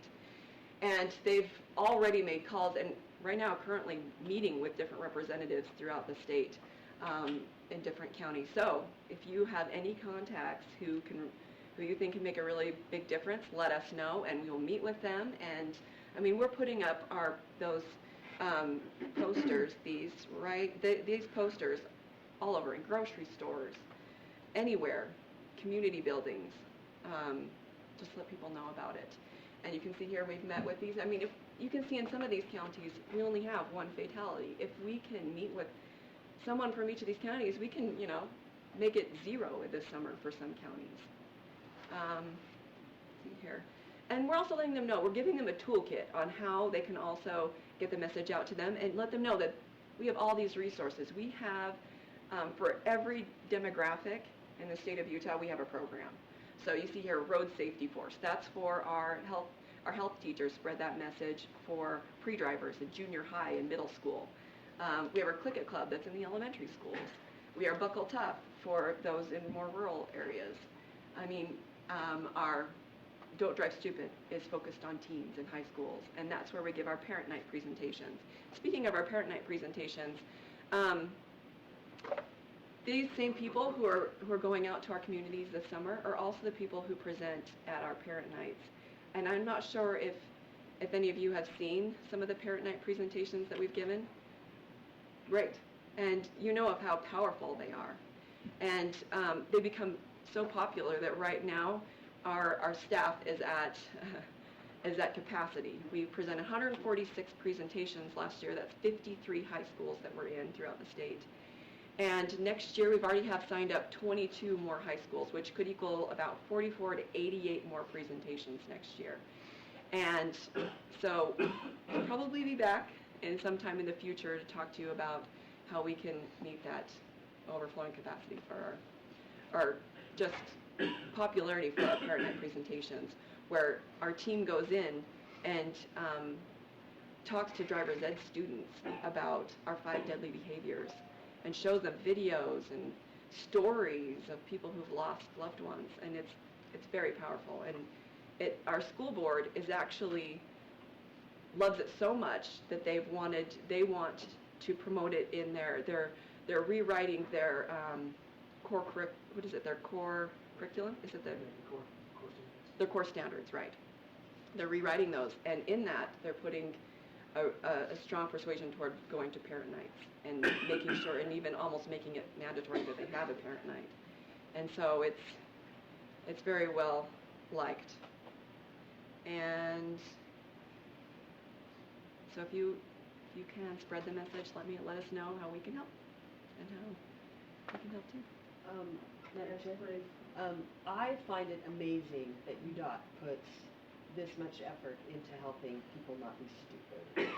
And so I'm interested in a couple of things. I live in Cedar City, Utah. Great. I'm a new commissioner. How can I help you? So that's the first part. And then are these programs promoted online so that we would know when it's in a school and we can go and participate and maybe take some of those stories and experiences back to our own community if we don't happen to connect with you in our community. So congratulations, and how can we do more to We would help love to you work achieve with this you goal? on how we can get in the Cedar City area, in Iron County and all over. I'd love to talk to you more about that. And online, we have a list of all the high schools that have parent nights coming up, and I think previous. And you can go visit one and check it out and see what it's about. And you can also work with the high schools in your community to talk to their driver's ed teachers or principals or whoever can help us get more parent nights in there. I think this effort's remarkable. Katie Marble came to St. George and did a fantastic and eye-opening presentation at the DTEC meeting. And I was so impressed. I introduced her to several of the local organizations, including Chamber of Commerce Luncheon that we have monthly. Thank you. And a few other school districts. To me, it was just a beautiful presentation, and of course, tragedy, the numbers that in such a small way we can help the communities to educate them. Good. Any other questions? Can I just, to Commissioner Law, right at the bottom of your Zero Fatalities homepage, there's a calendar that shows everywhere that they're going. Thank you. Good point. Okay, thank you, Kristen. Okay, John Thomas, recreational hotspots. Love that, hotspots, process review. Good morning, Madam Chair, Commissioners. Good morning. We'll wake up. This chair wants to go to sleep. I want one of these chairs in all our meetings. I'm sorry. No. I'll be good. That's asking too much. Please proceed. Thank you, Madam Chair. Thank you for this opportunity to begin the discussion with the Commission on a new program. It's a subset of Senate Bill 277, Recreation and Tourism Projects. And the next 3 slides is just our opportunity, the Department's opportunity to begin the dialogue about how we're developing a process and what the role of the Commission is moving forward, so we look forward to your input. The specific language is quite brief for this. It's 5 lines in the Senate Bill 277. $100 million to be used by the Department of Transportation for transportation improvements as prioritized by the Transportation Commission for projects that have a significant economic development impact associated with recreation and tourism within the state and address significant needs for congestion mitigation. And that's what we have to work with. And one of the things I learned from Linda Hull in this is how instructive the ands are in here. As an engineer, it helped me to understand that. So they're additive. And so that starts to create an opportunity for us to look at what kind of prioritization criteria might we apply to a list of projects that we might receive. And so the Senate bill language gives us a really good framework to set up a criteria tree that we might want to consider using. And so the department has put together some draft criteria. This is a criteria tree for those of you who participated in Decision Lens. I think Commissioner Law, you weren't available in the commission at that time. That's correct. This is somewhat familiar to the others, where a criteria tree is developed based around the information that would help us prioritize those projects. So you see the parent criteria in Senate Bill 277 as the parents: economic development, congestion mitigation, recreation, and tourism. And so there's a direct connection to those. Those would be the weights that would be applied to a group of projects for prioritization. To support those parents, there are children criteria. And those children criteria come directly from the different organizations' strategic plans, policy documents, goal statements, things that were already in print and adopted by the Governor's Office of Economic Development, the Office of Tourism, Office of Outdoor Recreation, UDOT, and those were criteria that were cut and paste into this document and referenced. So we have that type of criteria, and that's at draft phase at this point, and we'll continue working with it. And if there's any comments on this before I move on to the next slide, which would be the process slide. Okay. So based on information you provided, all the categories, so Kirk Hutchison can go home and say that got approval. He has all the elements: economic development, congestion, recreation, and tourism, all with them. Kurt and I have been talking about that. Okay, so last slide, process. This is a draft as we're starting to develop a process, and again, would like to have the Commission's input, direction, questions on this. In June, present the criteria to the Commission that we just talked about, and from now until the end of July, continue taking input from regions, public, agencies, other stakeholders. And we've had a lot of interest in the southwest part of the state. Commissioner Zanotti has been instructful for people who have interest in these funds, directing them to UDOT, and UDOT has engaged them quite a bit and will continue to do so. Commissioner McConkey is aware of some things up around Bear Lake and has been communicating that with the department. So anything you can do to help us understand what we might apply for these projects, that would be great to have. In August, we'll start to more formalize that list of proposed needs. And these are just examples that you may have heard. There are many others we're hearing about. Little Cottonwood Canyon, LCC, has been mentioned in this fund. Arches, Zions, we've had Bear Lake, we've had Garden City, we've had Zions, very active, Washington County. So just a lot of ideas out there, and we'd like to continue those coming to the department.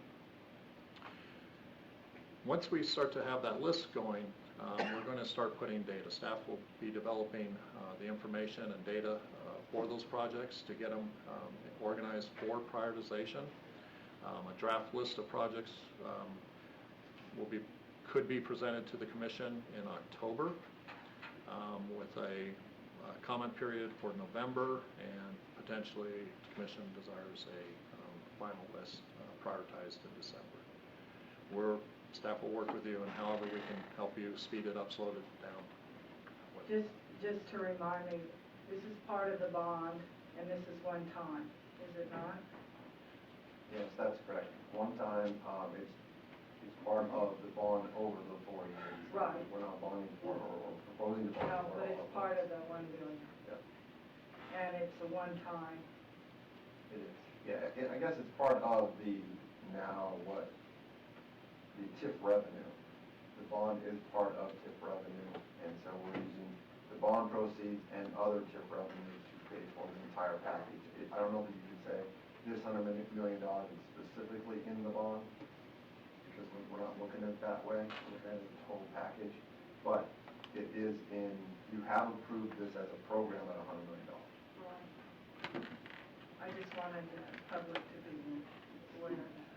And I think that August timeframe, that's pretty quick. This, Yeah. this, It this sure process is very quick. We want to get to those projects quickly.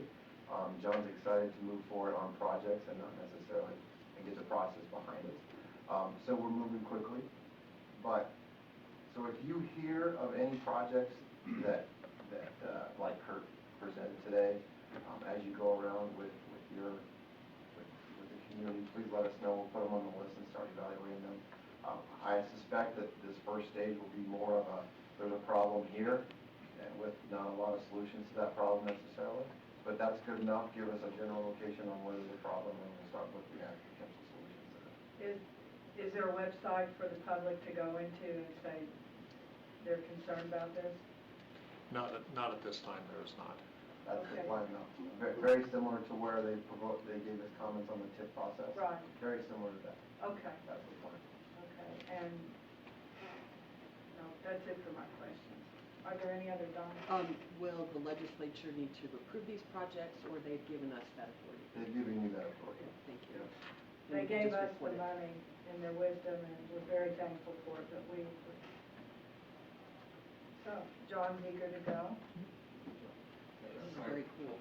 As we went to the county business with Chris Potter at all 29 counties, his information was shared with the county commissioners, the mayors that attended that. Yeah. And there was a lot of excitement, Good point. and we counseled them to contact this good guy right here. Thank He you. even gave out your phone number. There you go. Great. John, could you go to the next slide? I think as people approach you and talk to you about this, those four criteria are very, very important. We have heard a lot of interest in this program from a pedestrian access or trail or something like that, but you'll notice that there is a large congestion mitigation criteria that needs to be met. So we're really looking at things like Zion, things like Arches, Lipcott, and where there is a large congestion problem and how do we mitigate that. So these are the four things to keep in mind as you get approached on what this money is potentially going to be used for. Any other questions? Thank you, John. Thank you. Oh, it'll go fast.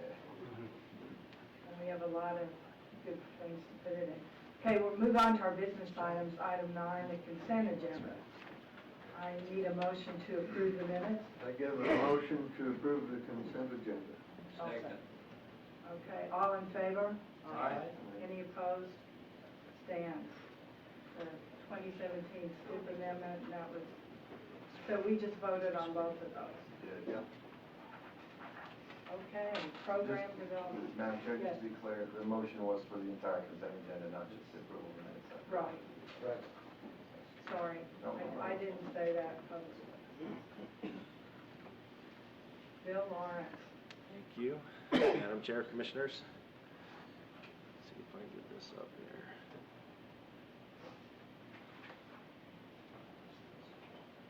Okay, we'll be covering the items under 10. Just have 4 under the STIP amendment number 9s and a couple programming requests. So the first one is 10A-1. This is Regions 4. Let me get this to scroll down a little bit here. Region 4's request approval to add $225,000 of NHPP funds. This is from their pavement preservation program to the Moab City Mill Creek Drive intersection improvement project. This project is located on US 191 and Mill Creek Drive. The scope includes relining the intersection according to the access management plan they have for that. Moab City also approached Region 4 asking for a partnership for this road grade work in this location to add a northbound acceleration and deceleration lane. Region 4 has agreed to participate with 50% of the costs for this work. with commission approval. And this will also allow the city to utilize the joint highway funds on their local street. We have a map for this. Shows the location there, just outside of Moab. And so we'd like to seek approval to add $225,000 of NHPP NHS funds to the US 191 and Mill Creek Drive intersection project and add the scope to realign the intersection as detailed. Are there any questions? If not, entertain a motion. Madam Chairman, I've been briefed on this particular project. I move to accept the... Thank you. All in favor? Aye. Any opposed? No. Thank you. Talking about high tourist congestion though, Moab these days. Yes. High on the list. International visitors.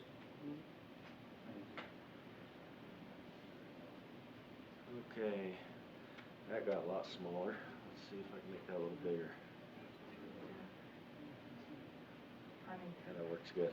All right, next item is 10A-2. This is SR10, the Huntington Walking Trail Project. Region 4 is requesting approval to add this project to the STIP. UDOT is partnering with Huntington City to construct this walking path along SR10. Huntington City would bring an additional $50,000 as their match. UDOT will pass through $50,000 of the Region 4's Transportation Alternative Program funds to help the city. I have a location map for this. So I was worried for that, but we were saying Huntington, can't be Utah and come out. There are no hard keys. He's from California. So I'd like to seek approval to add the SR10, see if I can, Huntington. There you go. Good job. Walking Trail Project to the STIP. Any questions? Entertain a motion. Move to approve. Second. All in favor? Aye. No opposed. Thank you, Bill. Okay, next item is 10A-3. This is a Region 3 request, approval to add $1.5 million of their Transportation Solution Funds. We talked about those a little bit earlier today and how those are all put together. To construct a head wall to do some culvert repair work that was damaged due to the high runoff this year. This would be on US 191, a big brush creek.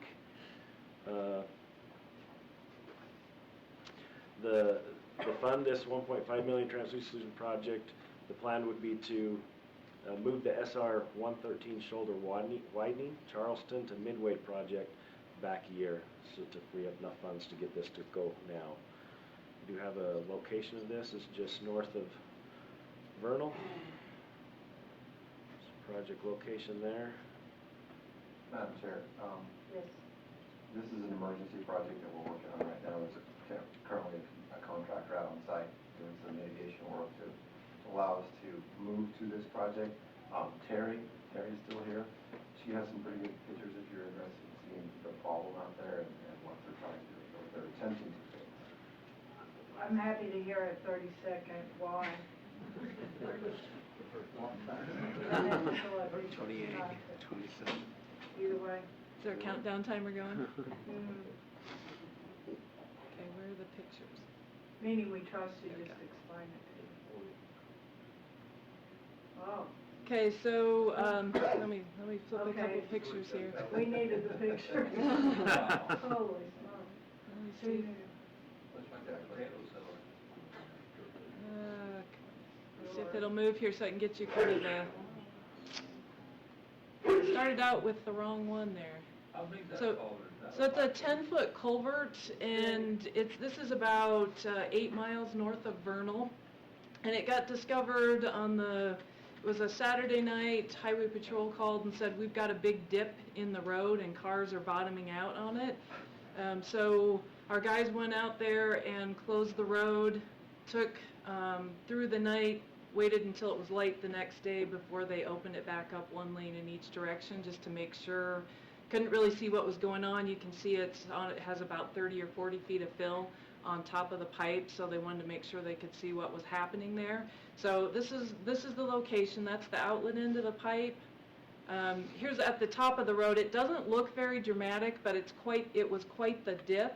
and it was the road had dropped a foot over the top of the pipe. So we weren't quite sure what was going on there, but let me just show you.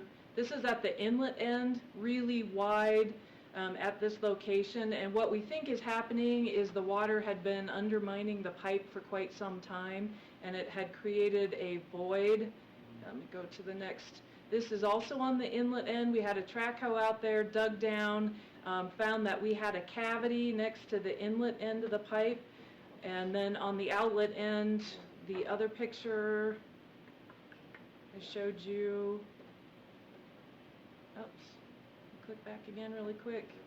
This one was about a 5-foot diameter opening that went back as far as they could see along the side of the pipe. And once you take out the material next to the side of one of those pipes, when they're under that much fill, there's not much holding the pipe anymore, and those could crush fairly easily. So we did keep the road to 1 lane at a time. We had traffic signals out there. We have had our guys out there in 4-hour shifts since it was discovered, just to make sure that if anything gave way, they could have the traffic off of there. What we've got right now is a contractor in there doing some drilling, doing about 3-inch holes and then filling those with grout, and they're doing them in a 10-foot pattern across this whole area. They did, in fact, at one of the openings on the inlet side, they drill down, have a camera, and if they encounter, if it's wet at all when they drill down, then they use bentonite and small gravel. And the bentonite, when it gets wet, will expand and fill up the hole. We had a lot of concern. The water out of here flows into Red Fleet Reservoir, which provides all the drinking water for Vernal. So we want to make sure we're not getting grout into the creek. They did have one of the cavities that they put 30 yards of grout in it. So that's about a 10 by 10 by 10 cavern we had in there. And when we looked on the other side of it, you actually could look into it and see that we had a big cavernous opening there. So we think we've got, the work will probably be finished up this Saturday, the drilling they're doing, and get everything stabilized. And then the money that we've requested would be for us to come back and put a head wall on that culvert. This was put in 50 years ago, and it was not standard procedure then to put head walls on these. So we're going to try to, so we initially did the emergency work. The request of funds is for us also to be able to come back in and do another project. That was way longer than 30 seconds. So. No, but thank you. There's nothing like scaring us into a vote. That head wall would go down deep enough so that you wouldn't get any of the undermining. Correct. From the water flow. Yes. Good. What's the overall length of that culvert there?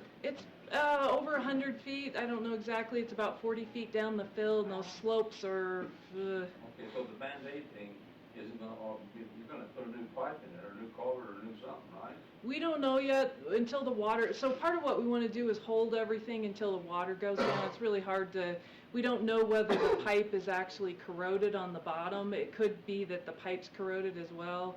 So we hopefully can line it if that's the case, and hopefully we're not digging out and putting a new pipe in, because that's a major effort, and there's really no detour for 191. So we've had, anyway, apparently we have 70 truck beds coming to Kennecott, oversized loads coming this summer. So closing this route just, it creates no way to detour around that for those trucks, is there? No. We've looked at all the possibilities, and there's no way around. The TOC's been great trying to help us out. Notifying, they notified Wyoming when we closed the road to make sure that they could be rerouting trucks around. So doing the best we can to keep traffic moving through there.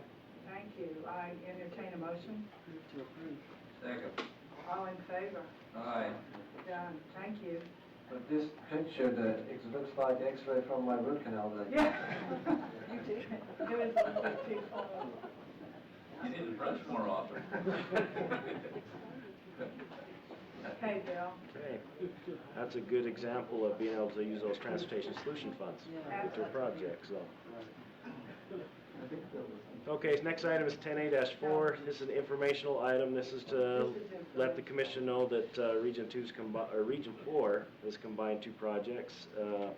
It is the I-15 Cottonwood Creek to Anderson Junction project. which is a preservation job. It's been combined into the I-15 Lot Point 22 to 28 at a northbound climbing lane project. So both these be done at the same time. It's determined to be efficiencies in doing so. We have a project location map that shows where that preservation job and the climbing lane job both in the same location, so it made sense to do them at the same time. Are there any questions? It's information only, so Correct. thank you. All right, next on to the program items, the 10B-1. This is the statewide transportation improvement program. We'd like to seek your approval to put it out for public comment.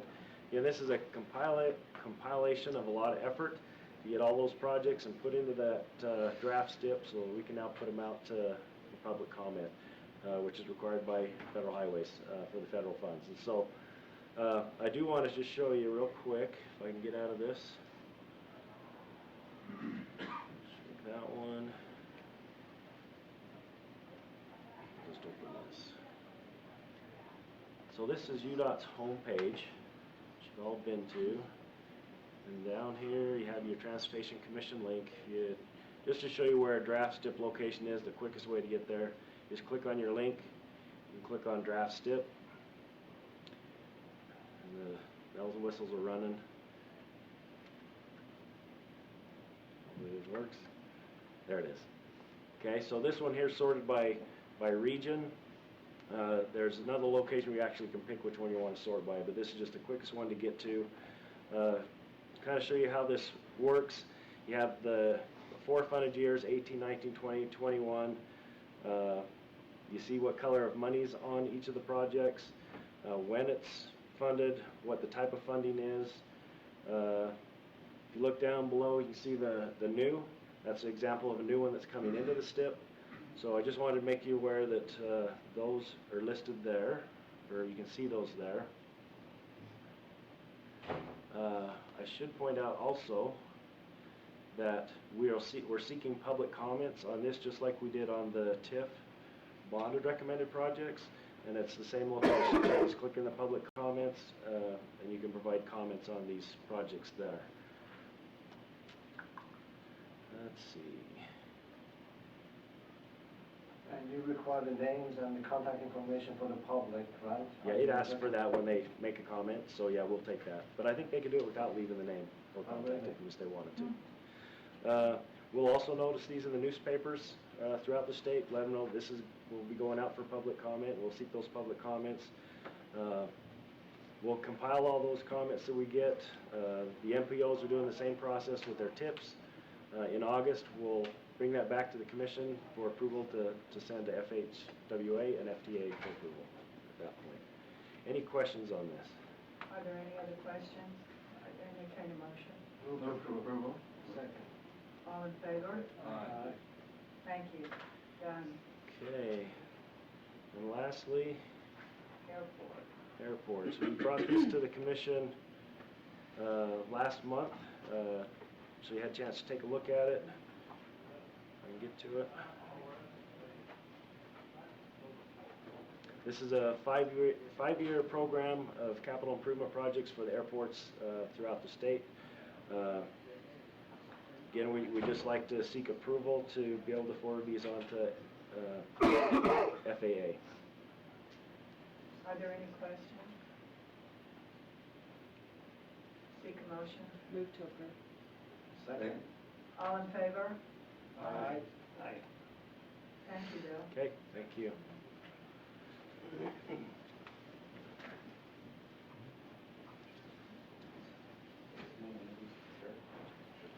Madam Chair, can we take a second and just introduce our new director of aeronautics before we move on to board presentation? Yes, please. So I think Shane was really saying there hasn't been enough of Jason yet, so let's get him back up there. No, I'd like to take this opportunity as we talked last commission meeting, Pat Morley recently retired, and today we have his successor, Jared Esselman, who joins us from the DC area and comes with very, very high expectations on my part of what he's going to be able to do there. And at some point, he'll get a chance to interact with you as you fly around the state, I'm sure. But this is Jared, and he'll soon have his family out here, and that's going to take a little bit of time still, but welcome, Jared. Thank you. Welcome to Utah. Welcome to Utah, Jared. You got a pilot's license? Yes, sir, I do. Yes, Thank I hope goodness. so. I'm not going up with him if he does. I've only been up 2 or 3 times, so you'll be the 4th. No. I asked for that, didn't I? Shane, please. Thank you. I'm going to fill in for Lyle McMillan on this agenda item. So Diane's in the back. She's going to help me through this. She's going to make sure that I don't mess this up. I don't have any smart words to tell you, so I apologize. I can't quite fill in for Lyle. First page is the summary of the budget and the obligations over the last month. We started with $22 million. We brought in about $750 million. We spent just over $1.8 million on property acquisitions. The top of the list, those are the projects that we are closed on. There are 5 of them, 4 of them, and then we have some miscellaneous expenses in the month of April. It's nice to see that we are finally closing on a few projects. We have some still outstanding. These are obligated, but not yet distributed, and that is about $8.8 million. There are a couple on that list that you can see are withdrawals. A couple on West Davis that we are going to withdraw our offer and move on from them. But Why we're doing that? Didn't it come through the bargain? we did not get to a resolution on the cost, on the offer, yeah. Thank you. Several of them are in closing now, so we'll have, of that $8.8 million, we'll have some of that obligated or spent by next meeting. Today we have 3 requests. This shows 4 requests, and your agenda shows 4, but there's only 3. One of them was not put forward through the advisory committee, and that is one of the West Davis corridor projects, the Ron Warner. Checking it out over there. I got a nod, so that is correct. We are not moving forward with that project. So we have 3 requests today, and the first one is on 1800 North, up in Region 1. That's Mr. Jeff. I'm not going to even try to say the last name. His property is located at 638 North, 638 West, 1800 North in Clinton. He has recently been relocated to Vernal, and we have a project in that area, as you can see by the map, that draws a line over top of his house. It's pretty difficult to sell your home when you have a line over top of your house, so this creates a hardship for him. And so we submitted this to the advisory committee. It came out with a favorable recommendation. The property was appraised for $210,000, so we're seeking approval to move forward with that purchase. Are there any questions? Seek a Move for motion. approval. Second. All in favor? Aye. Thank you. Thank you all. The second request is on West Davis Corridor. It is a vacant lot, and again, we have put lines over this person's property, and it makes it very, very difficult for them to do anything with it. They are in need of the money, and we are in need of the property, so it's a good time for both of us. The property is 2 acres. It's been appraised for $130,000, which is $65,000 an acre, which is about what we're paying up in that area. It is in the preferred alignment of West Davis Corridor, and this also came out with a favorable recommendation from the advisory board. Are there any questions? A motion, please. Move to approve. Second. All in favor? Aye. Thank you. And then finally, the last one is on West Davis Corridor again. It is vacant land, approximately 12.5 acres. It's zoned low-density residential, so this is a perfect time for us to buy. We would prefer vacant ground than houses. So this property's been appraised for $940,000. It is on the preferred alignment of the West Davis Corridor, $750,000 per acre because it does have lots tied to it, and it's not just completely open ground at this point. So you can see in the top right corner of the map there where it is in Farmington. It's a big chunk of land. We don't need all of it, but for right now, we're going to we would recommend purchasing the whole parcel and then at some point selling back the remainder. So this has received a favorable recommendation from the advisory committee for $940,000. Any questions? Move to Entertain a correct motion. smack on the alignment, I move for approval. All in favor? Aye. Done, thank you. Thank you all. Shane, before you go, please, those two items that I withdraw, those two parcels, are they gonna affect our future development or expansion of the West Davis corridor? Diane? One of them is a house that may be impacted in the future, and one of them is not in our preferred alignment, although they just said they weren't interested in selling at the time, because the market's going up in price, and they think that they want to wait. So the house that isn't a preferred more than likely will. But if we do land in the preferred alignment, which we will know more, Randy isn't here, but by this summer, this fall, then we'll Go back. go back. Okay, thank you. Thank you. Okay, the administrative rule review. Robert.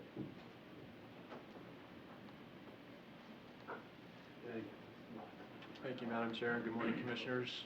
My name is Rob Clayton. I'm the Director of Traffic Management for UDOT, and I'm here today to describe two proposed changes to the administrative rule that governs the Clean Fuel Vehicle Program.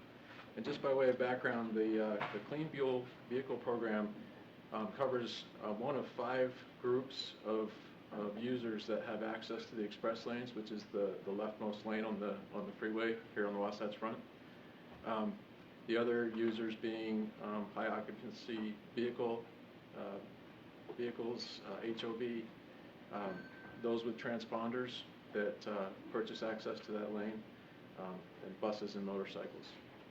So the changes to the Administrative Rule 926-11, they're relatively minor. They cover 2 issues. One being we work with the Utah Highway Patrol on enforcement of the lanes, and we had heard from them in collaboration after their campaigns that they struggled to identify clean fuel vehicles that qualified to be in the lane. And that bore out in the data where 30% of their stops were actually not necessary. They were stopping vehicles that actually qualified to be in the lane.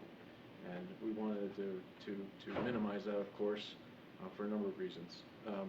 And so the solution that we came up with UHP was to add a second indication on the vehicle in addition to the decal that goes on the windshield in the front. This would add a second sticker on the rear of the vehicle on the bumper area. Correct. So they could identify those vehicles easier. Yeah. The other change that's proposed is to the fulfillment of approved applications. The original rule required it to be a random process, a random selection of the pool of applicants, and the proposal is to make that fulfillment be on a as-received basis. So the first application that would be received would be filled first, and that's based on a lot of input from stakeholders and users that would be preferable. So those are the 2 proposed changes to that administrative rule. This is informational. Are there any questions about this?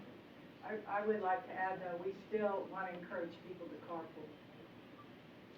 The primary purpose of that lane is HOV. Yeah. Absolutely. Thank you. Okay.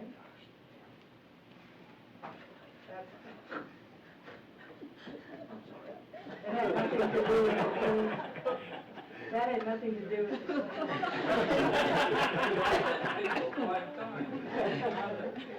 You know what? We're at the end here. Okay, commission committee report.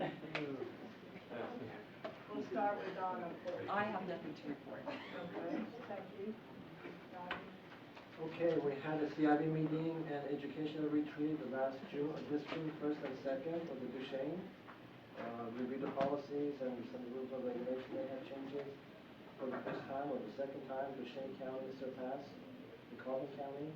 So they're in the second position in the money they can receive after UNTAP. We have some changes due to that change of the second and the first position. We had also 15 projects we funded, that was the funding time also. 2 days ago with Rick Torgerson, we met with the mayor of the St. George and the vice president of the Dixie State University, talking about the 400 South underpass opportunity for them to have bike, the paid and bike pass. Their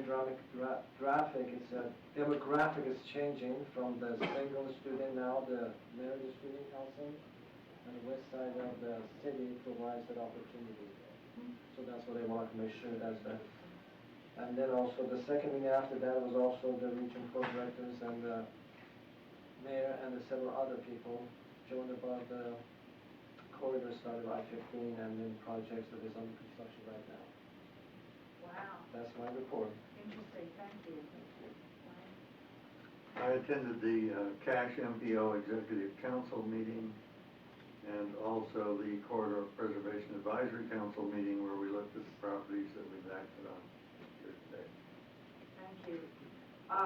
Along with Lou, I attended the Transit Summit. It was very interesting, and President Niederhauser said he just put it out for talk and speculation to double deck I-15. He really didn't mean it. We'll see. Danny? Maybe I do these. It's like a spy.